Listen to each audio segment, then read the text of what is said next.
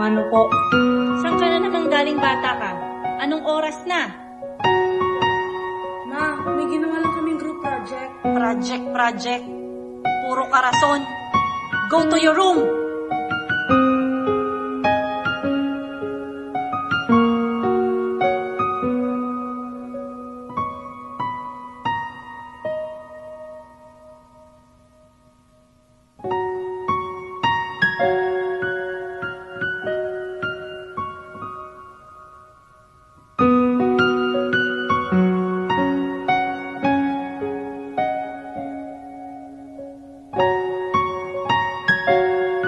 Archie, Mama's calling you. Hey, why are you using my phone? Get out of my room!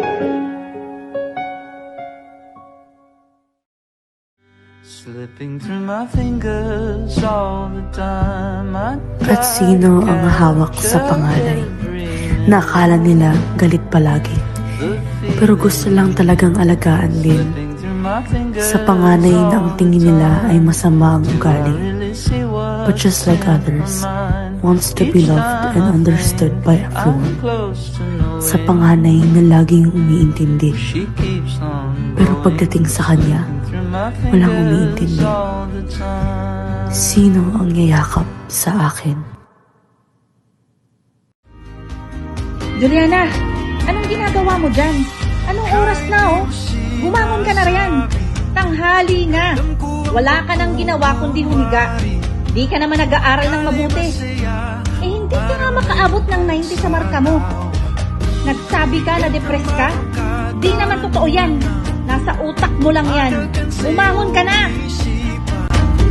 Di kailangan na buhating mag-isa.